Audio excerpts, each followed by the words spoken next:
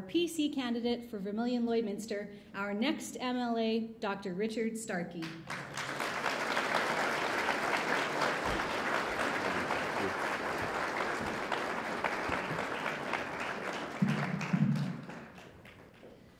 Well, ladies and gentlemen, thank you. Thank you so much. Let me begin by expressing my very sincere thanks to Darcy Edelston and Judy Waywitka for their kind words in nominating me for this position. I am grateful and deeply humbled by this honor, and to make it official, I accept the nomination of the Vermilion Lloydminster PC Association to be your candidate in the next provincial election.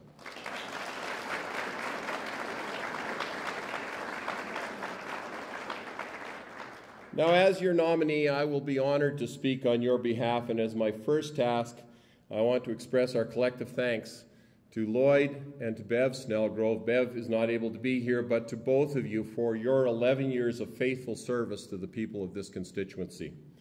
Lloyd, yes, please. Lloyd, you've set the bar high, and as I've been reminded, you have left big shoes to fill. And I thank you for that. And Bev, Lloyd, you tell Bev that she has shared you generously with us, and that we hope that the many miles you've put on your sturdy frame have not put too much wear and tear on you. And we return you to her with our thanks. We wish you both all the best in your future endeavors, and we thank you.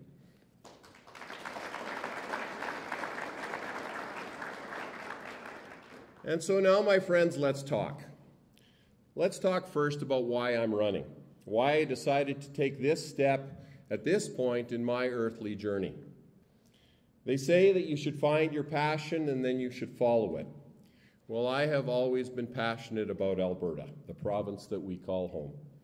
Now, I have been fortunate to live abroad, and when I told people that I met from other countries that I came from Canada, specifically from Alberta, their faces lit up and they said, "You are so lucky." And you know, they were right. We are so lucky.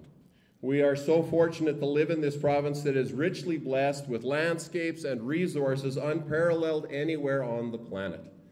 Alberta is a beacon of progress, enterprise, and economic growth, thanks to our spirit of independence and entrepreneurship. In the span of less than 150 years, we have grown from a sparsely inhabited territory to become the economic engine of our nation. People the world over seek to come to Alberta, as they have for many decades, to pursue opportunity, freedom, and the chance to build a better life for their children. We are indeed so very lucky. So you ask why I'm running? It's because I want to help chart the course of our Alberta. Let's talk about my passion for politics. Why do I even care? Well, unlike many of you, I too get frustrated by what I see.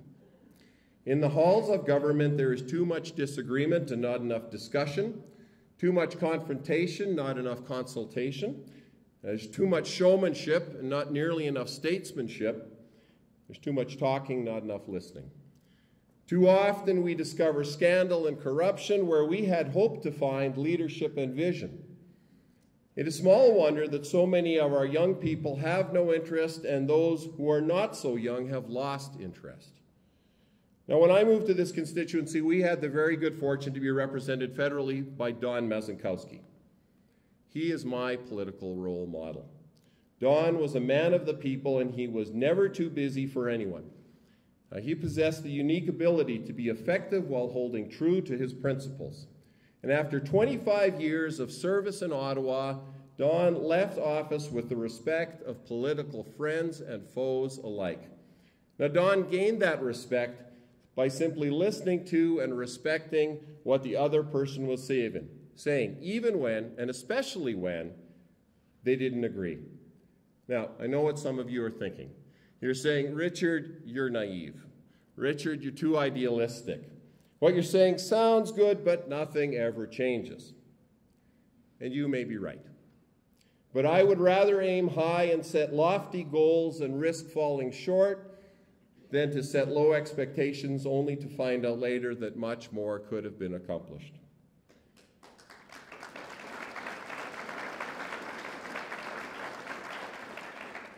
Every great achievement in human history started out with one person believing something could be done, surrounded by others saying it couldn't. My passion for politics stems from the simple belief that I can make a difference. Ladies and gentlemen, let's talk about voting. Let's talk about actively participating in the democratic process. Now, your presence here tonight tells me that you care. So I am truly preaching to the converted. But why should you care? Why is it important? My friends, it is our duty to our children and our grandchildren to actively participate in making the decisions that they will have to live with. Around the world, we see people fighting and dying for the democratic privileges we possess but too often take for granted. Throughout our history, countless people have come to Canada to escape the cruelty of totalitarianism. And folks, in my family, those are more than just words. My mother's family arrived in this country having fled Soviet oppression under Stalin. My late father came to Alberta having survived the Russian winter of 1944 as a 15-year-old child soldier fighting to defend a different dictator. So you see, my friends, my parents came to this country both having experienced the tyranny and oppression that comes when democracy is defeated and the rule of law is replaced by the rule of force. They instilled in me a profound sense of what it means to be free. It means not living in fear. And so you see, my passion for democracy and its defense runs deep in my bones. It is an inextricable part of my character.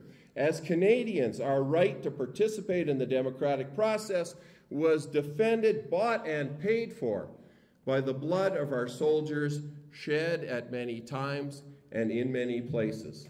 That's what they did to make our country better. They went to war. All we have to do to defend democracy is go to a ballot box. Is that too much to ask? Let's talk, if only briefly, about some of the issues that will come up in this election. Now, our healthcare system is at the top of nearly everyone's list of concerns. Could it be better? Yes, it can, and it should be. You know, if our 1962 model Medicare system was a car, it would be making a lot of noise, burning an alarming amount of gas, and getting neither driver nor passengers where they need to go when they need to get there. Now, how can we fix that car? Well, for one, we need to place the patient, not the doctor, not the hospital, at the center of the system.